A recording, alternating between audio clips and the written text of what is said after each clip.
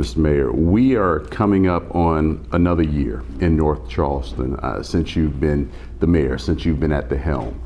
What do you see for the vision of North Charleston as we step into 2026? When you take a good look at the city of North Charleston, and I've been fortunate enough to work 34 years as a police officer and then 2 years as a mayor. That's 36 years. I basically have seen a lot in the past, seen a lot yesterday, and I'm here to see today. So my vision basically is to keep this city safe. Let's have responsible development, growth, and look really deeply into the individual families' lives. That's the goal for me. So when I look at those three things, I mean, they also are very, very close to my heart when you look at when I ran for mayor. Public safety, improved infrastructure, and quality of life. And those are my three pillars that I'm looking on a daily basis to see if I am impacting those pillars. You've been in office now 2 years. How do you feel you've done? What kind of overall grade would you give yourself for the first 2 years? Well, I mean, I can't grade myself. The reason why I can't grade myself is because I'm still working at it. I'm still looking at other areas. I have a good relationship with my contemporaries, like Mayor Coswell, City of Charleston, Mayor Haney from Mount Pleasant, Mayor Rainwater Hanahan, Mayor Tushberry, Habib, all these mayors, Mayor Dickerson from Lincolnville. So when I look and I spend quality time with those individual mayors, I realize that there are different things going on in their cities, just like it is with me. So my grade has to come from the citizens. I can't grade myself.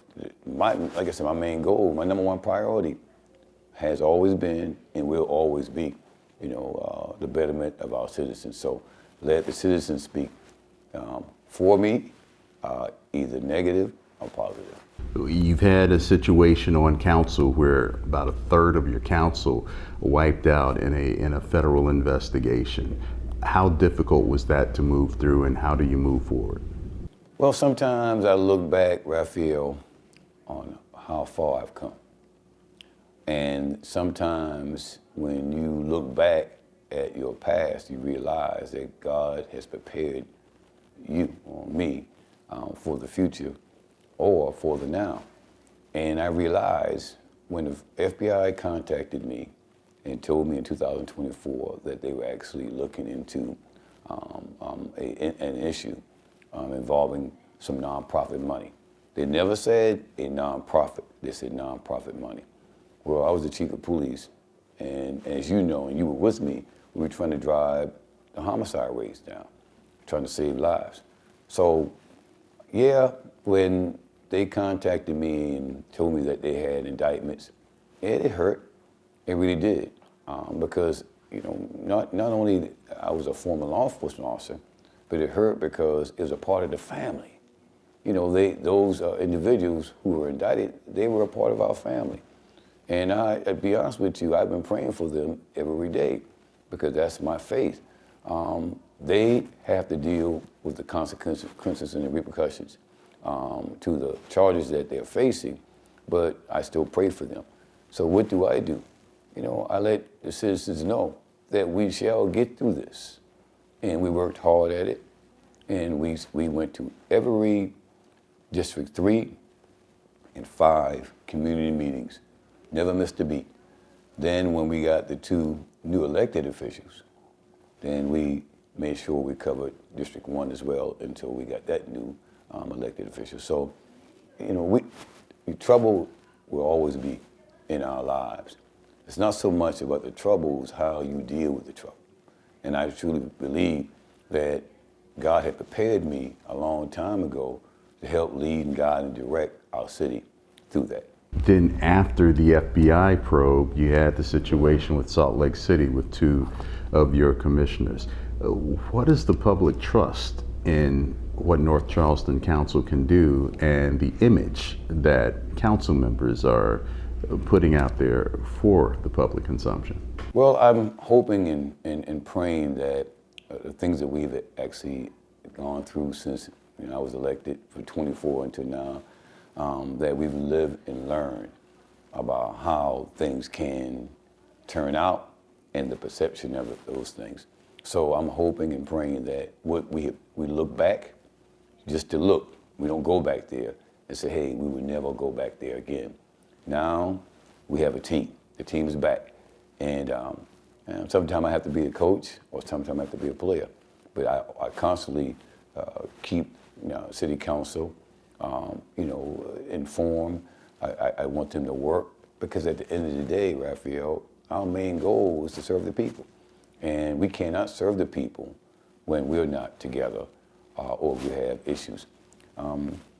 There's no excuses for any situation that goes bad. I'm a human being. I make mistakes as well.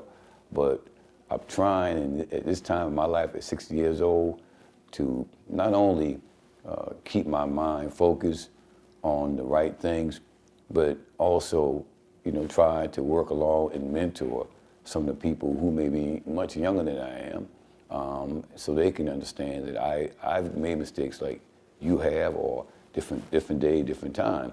But let me share this with you, how you can overcome these issues and not get into a situation where you cannot handle. So those may be two blemishes on North Charleston governance. What are some of the more outstanding things that have happened that maybe don't get enough publicity? Well, I think one of the main things is that our involvement with our individual communities. We have 10 city council members, and we actually average about 66 plus community meetings every month. And we attend those meetings. Now, of course, we only have 30 days. I can't attend all of them in 30 days, but I attend at least probably a good percentage of them. And the ones that I don't make, I make sure I get to next month. But I try to get to all the communities. And our city council members, they're doing the same things. They're engaging the community. How can we really understand you as a citizen, how you're feeling and what's bothering you in your community if I'm not talking to you face to face, if I'm not sitting on your porch, if I'm not going to your civic club meetings. To me, I've always said true governance begins in the communities. You can't govern unless you know who you are governing. And I've got to work with the people. I have to listen to the people. I want to. I want to be my brothers and sisters keeper. And the only way you can do that, you have to be involved, and you have to be involved on a dead, straight ground zero in the communities. You cannot lead from this building. You cannot lead from a chief's office. You have to be thoroughly immersed in working in the communities with the communities and the business community as well. What is the community telling you that they need? We just did a story yesterday on sidewalks in certain parts of North Charleston. Well, that information you just gave me, that information is right on point. People sometimes think that the community are asking for things like, man, why are they asking for that? I don't ever think like that. Maybe those 34 years taught me so much that people don't really care about how much you know until you show them how much you care. So if they have an issue that may not be at the top of the list for planning and zoning, to me, whatever that citizen said, that's top of the list for me. And I want to find out from whatever department, what are they doing about those issues. Spoke to a young lady yesterday. She lives in Midland Park, her and her husband. And they normally come to the council meeting. I checked on them. They were under the weather. And they bring information to me all the time. I may not be able, or my department may not be able to solve it right then, but one thing for sure, we are listening to them. We are with them. We are seeing what they're seeing. And I really, that's why I believe that even though we have complaints, I've heard it for 34 years as a cop, but it's how I respond to it. And I think that our responses as a city and as leaders, they are very, very, very very, I would say top of the line, because there's no complaint that come to us or put out there that we can't address. But what we want to do when we address those complaints, we want to be able to provide some type of feedback. We may not be able to problem solve that. It may not work. Or we may be able to problem solve it, but it may not be exactly the way you would want it as a citizen. But either or, we're going to listen. And we're going to tell them the truth. And I think one of the things, Raphael, if you asked me, when you asked me that question earlier, I think because of my learning in law enforcement, I've been attending Civic Club meetings since 1996, when I took over as sergeant. And I was in the District 5 at that time. And I would go to those meetings. But I'm telling you, when you go to those meetings and you talk to those citizens, man, it overcomes you with joy. Even if it's something hard, or even if it's a complaint, at least I got it from that person who's our number one priority. And I will never shy away to talk to the citizens. Sometimes they may beat me up. Sometimes they may be like, well, Mayor, we think you guys can do more. But what I do, give them, is my time. I listen to them. I put myself in their place. Like you said with the sidewalks. So my whole mindset is now is get that information from you and find out what we are doing as a city. And if we're not doing anything, if we're just spinning wheels, I'm going over there. I'm going to get out my car. I'm going to walk those streets and walk to see exactly the conditions of the sidewalks. Now when I come back here, or my department head or anybody from the mayor's office, now we have a better plan. And we can find out what kind of funding streams are out there that can solve that problem. And that's, back when in law enforcement, I call that relationship policing. And I call it now, just doing your job. Yep. You mentioned your past career in law enforcement. You have a new chief now, Chief Ron Camacho. How difficult is it to take yourself out of the chief role and allow the chief to be the chief of police? I had something that fit me so well for so many years that I miss it a lot. I had that relationship with a mayor, Mayor Keith Summey, he understood law enforcement. He never became a cop, but he was around cops all his life. He understood the business side of, public safety, and most importantly, he understood the people. So it was a little hard for me, probably the first month or so when he came in, but it hasn't been that hard after that, because the reason why it was a little hard for me at the time was I really wanted him to sink deep into the officers and get to know them. When I became the chief of police in 2018, I rode with over 100 officers individually for at least 20 minutes. Most of those officers were uniform officers. And I ride in a car with them and I asked them questions. Now they knew me because I was here way before them, but I had to get to know them a little bit more intimately. So that's why I don't really engage so much unless something comes before me, because I really truly believe, and I'm not bragging, but I really truly believe between 2018 and 2023, we did racial equity training with the YWCA. We actually did a collaborative reform through technical assistance with the Department of Justice. We had a racial bias audit, first time in the history of the city. And all the community things, we created the CAPS program. We created a recap program. We created now we get the real-time crime center coming in. We created the violence interrupter program. I truly believe that we place systems in that department between the time I was the chief of police, and I believe that those systems have carried on because of the people who were there before Chief Camacho. They were already tied into the systems. So that's why I can kind of back away some. But yeah, there's times when I get to the point where like, okay, when people call me Raphael, when they call me and they say, well, Mayor, I know you're not the chief anymore, but man, you used to do this. You used to do that. They know I have another responsibility. So what I do, I relay it to the police department. Hey, fellas, you know, young ladies, come on, hey, let's get back to that real, you know, community policing model.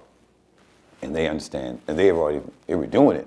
I just didn't see it because somebody called me, and then once I found out, I get right back to them and say, hey, y'all, you remember this so-and-so? Oh, yeah. That was our guys. They are doing the community policing model like we created. One of the biggest difference that the community says is that they see is different, is they would normally see me out in those communities, or the civic club meetings, or at the ball games, or doing something.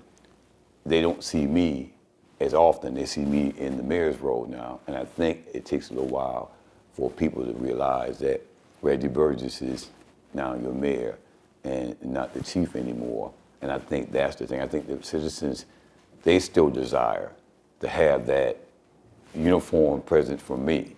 And I think that's the difference, yeah.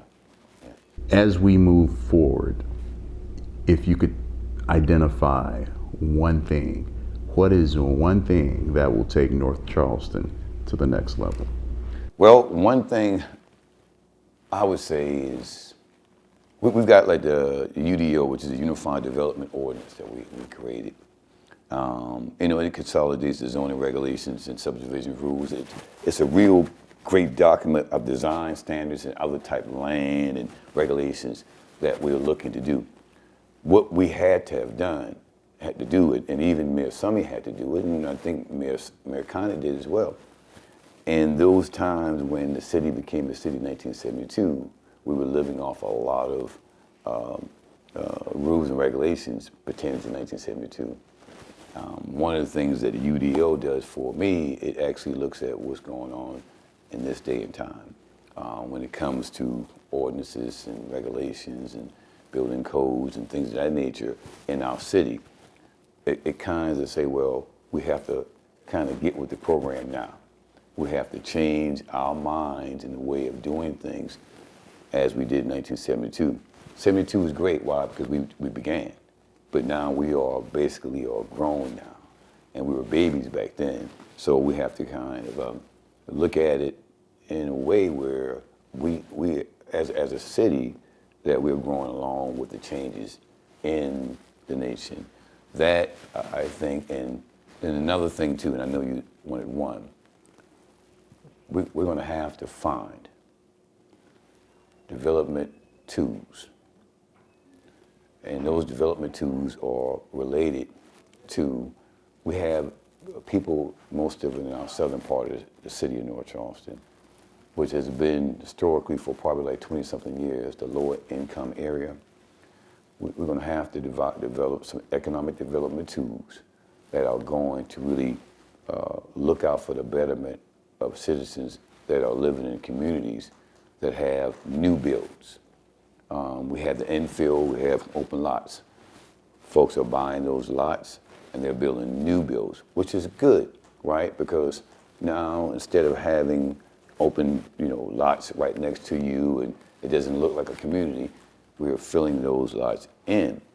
But what happens is, for instance, from the community I was born in Union Heights, when you build in there, because of the cost of building now, I mean, the cost of building is really high, and it's no fault of the builders.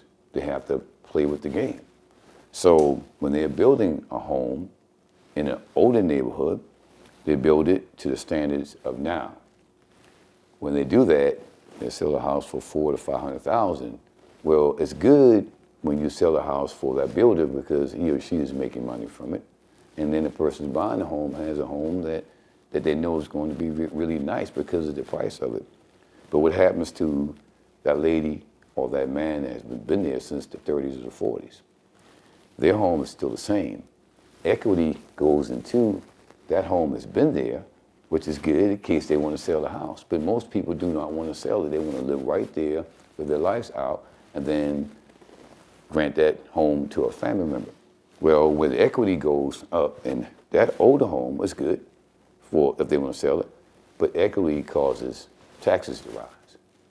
That's why we have to find economic development tools to be able to transition from people who are living on fixed incomes, people who are basically can't work, even if they're younger than I am. They can't work, but they have that home, and which might have been willed to them, or they may have bought it at that price. Then now, because they can't work, equity goes up, the taxes go up.